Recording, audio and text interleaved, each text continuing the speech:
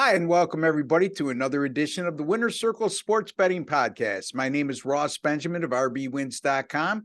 It's Tuesday, January 3rd. Happy New Year to one and all. Happy holidays to my friend who's with us every Tuesday, Mr. Sean Higgs of picksandparleys.net. Sean, how was your holidays?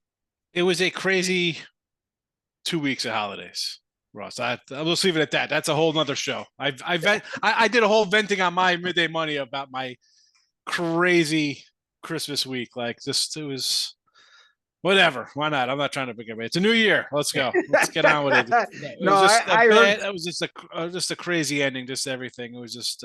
Yeah, it happens. It happens, man. The weather here in Western New York wasn't cooperative. It affected a lot of families here in terms of travel and being with each other on the Christmas holiday. It cleared up after that. But anyway, we go on. It's 2023. And tell the folks a little bit how you've been doing of late, which you might have coming up this week, and about your show, Midday Money. Yeah, well, so coming ahead, NFL still trucking along. NFL doing pretty well. So we'll have regular season, final Sunday of regular season action, playoffs right around the corner, college hoops. Of course, I like to fire in college hoops and sporadic NBA and hockey. I'm a guy where if you're going good in one thing, I'm not gonna, why I'm not trying to reinvent the wheel here. College hoops and NFL for the last few months have been making me money. I'm not gonna race to an NBA where I got to worry about who's playing, who's not playing, and hockey is always something I always a lesser of volume anyway. As much as I love to fire away, that's a sport I'm not as confident firing away as me. So that's a more pick and choose spot. And yeah, I mentioned Midday Money, 7 days a week, 12 noon Eastern. You can find it. It's in on all your favorite podcast joints. We're on iHeart, Apple, iTunes, Spotify, wherever. Amazon Music. So great show with a lot of viewer participation. So exactly. If you're somebody who likes to ask a lot of questions and come on in and make some comments or give your opinion on games and want to know what Sean thinks, well, that's your show, and something unique he's doing with that show, and it's been quite successful. And ours has been as well. I would like to thank everybody out there who has subscribed over the last year. We surpassed 8,600 subscribers. We still continue to get new subscribers by leaps and bounds every month. And I would thank all of you out there that have been so supportive of our channel and our videos. Without you, we can't get it done. Just for myself, college football bowl season, 12-4-1. Definitely awesome. The best I've had in my career. And I had a miserable season, so that's hats off to you, because I thought this bowl season I had to rethink my bowls going forward because this transfer portal and the coaches is totally I can't catch a break. 12-4, that's like undefeated. This not to make I'm not a lot of people have had great bowl seasons, so hats off to you for having a good one. Good for you. I appreciate that. And like I said, I use my 40 handicapping software a lot. Cost me $13,000 back in 2007. Very confident in its ability to produce winners for me. But by the same token, I threw that right out the window when it came to bowl season this year because, quite frankly, Sean, you can't crunch data in the bowl games like you could in the regular season for the very reasons you just alluded to. You know who's playing? Yeah. Day of, I got guys coming out. We're playing today. Well, you said you weren't playing 3 weeks ago. Now you're playing 3 days beforehand. I already made my bet. So I got to rethink my thing for next year for sure. Yeah, I think the one key is you just can't post early anymore in college football bowl season. I know that, like, for example, Big Al McMorty, who's on the show here every Wednesday, I asked him, what's the difference in how you handicap the bowl season now compared to what you did just a few years ago? And he said, it's quite simply, Ross.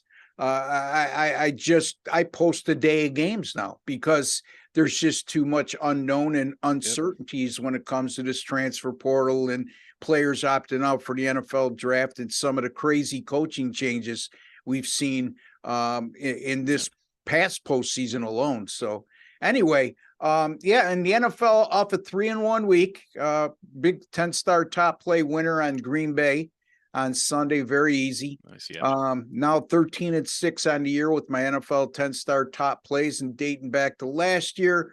24-11 with my NFL 10-star top plays. So when I zero in on one of those plays, folks, I would highly recommend that you pay attention. And also my college basketball, 26-19 since November 14th, somewhere around 58%. And I'm going to start heating up. I got 3 college basketball winners tonight, including one pick on a game that Sean is going to cover in the Kansas and Texas Tech game. And I'm going to be looking at Marquette and St. John's for my free pick. But let's get right to it. Real intriguing matchup here, Sean. Texas Tech, according to KenPom, has the number 1 home court advantage in all of college basketball. And I was sort of surprised to see that.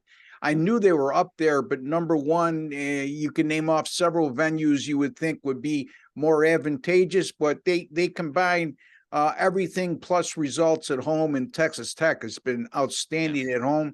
And this Kansas team, they're no joke again. So what do you got for us, buddy? Yeah. And, I don't know if you just quickly mentioned it. The college hoop shows are going to be early in the day. I know we're late day today, but going forward, same day college hoops, it'll be early in the morning for everybody. Yeah. Yeah, this one, let me just raise my hand and say I screwed up on that one, folks. So it's going to be a very short window between when we record and the game times. I apologize for that, but like Sean said, going forward, we're going to be taping 10 a.m. Eastern time on the day of games for college basketball videos. Go ahead, Sean. I'm sorry to interrupt. No worries. So I grabbed Tech last night, 2.5. It's down a 1 now, basically a pick 'em. Take some Tech here, money line 105. Yeah. And this is a game. I actually had Tech the other day. They were a 2 or 3 point favorite home, juiced up. It went up to like 4, 5, 6. End up getting a cover. This spot for me, I'm not coming in with a bunch of different, crazy things. This is me betting for 20-something years.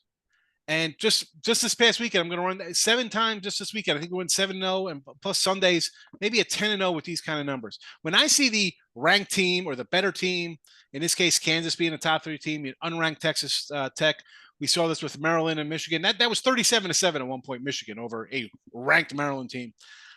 It's just a straight auto play. Because much like in football, I talked about when people see a 2.5 or 6.5, oh, they just got to win by field goals or touchdowns. You have a team like Kansas, they just have to win a game. USC the other day, right? They're 11-3. They were an underdog to a team with 5 wins. Oh my goodness. What an easy win. Yeah, they lose by double digits, USC.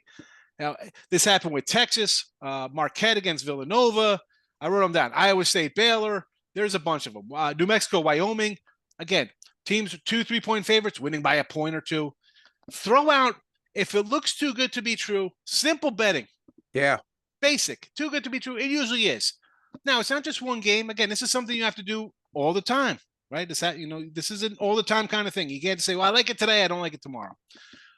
This is, for me, a no-brainer for me. I had all these other games over the weekend. I'm doing it again here. I'm not overthinking things. I see the line. It's about the number, not the teams. Look at the number.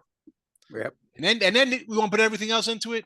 Don't fall for the easy, looks too good to be true kind of stuff. That's it. I have games like this. It's this auto play on dogs. And if you want to money line them, sure.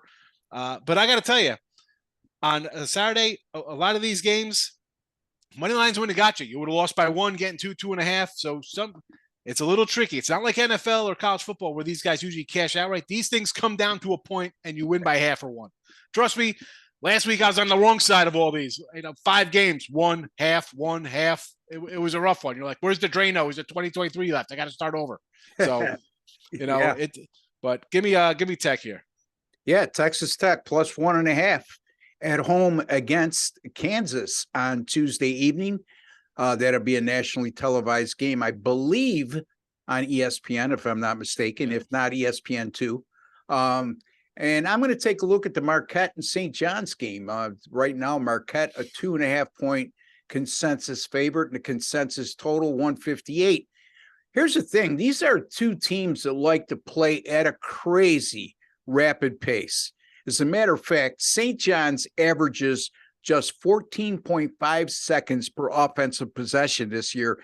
That's number 1 nationally. Nobody plays faster than that. Marquette, on the other hand, in that same specific category, number 16 nationally, averaging only 15.4 seconds per offensive possessions. Neither team is what you would call great shooting teams, but they play at such a rampant pace that it produces a lot of high-scoring games when each team is involved. Marquette, number 1 in offensive efficiency. Beside, according to KenPom, they average 115 points per 100 offensive possessions. That's good for number 1 nationally in that category. St. John's also number 5 in adjusted tempo, 74.3 offensive possessions per 40 minutes. They don't shoot the ball well, like I said, but meaning St. John's, but they do offensive rebounding very well. And they offensive rebounds on 34.7% of their missed shots, which is in the upper tier of college basketball. St. John's, the last 4, on the other hand, has allowed 78 or more points. Marquette, number 4 in the country on 2-point shots, 60.3% on the year. I just think we're going to see, they say styles make fights, right, Sean? And this, to me, exemplifies that exact statement, because you got 2 teams that like to play real fast. Neither shoot the ball extremely well. Both attack the offensive glass. Marquette especially creates a lot of turnovers and points in transition.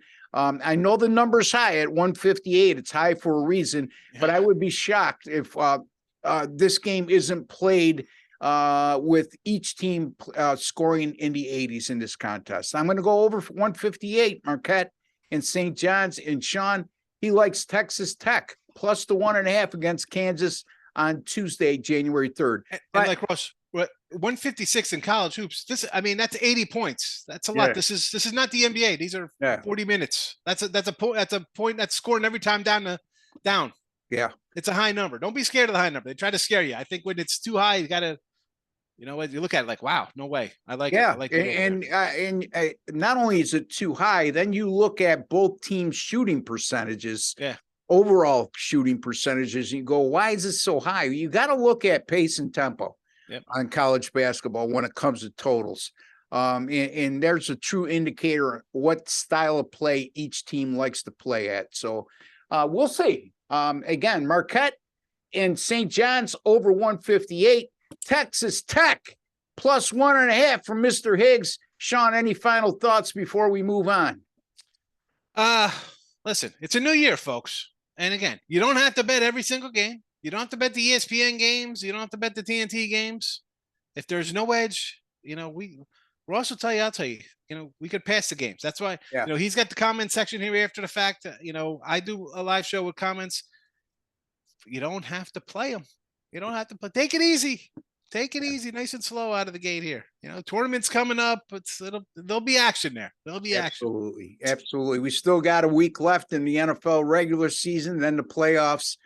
College football championship game coming up next Monday night. TCU gets themselves in the equation there, as they're going to take on Georgia, and they're a huge 13.5-point underdog.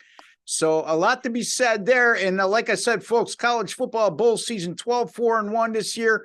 NFL in the top 10 all season long on every site I've been on. 3-1 Sunday in the NFL. Looking forward to a final good week, and then also a tremendous playoff season as well. For Sean Higgs and Ross Benjamin, I'd like to wish each and every one of you all the very best. Take care and God bless, folks.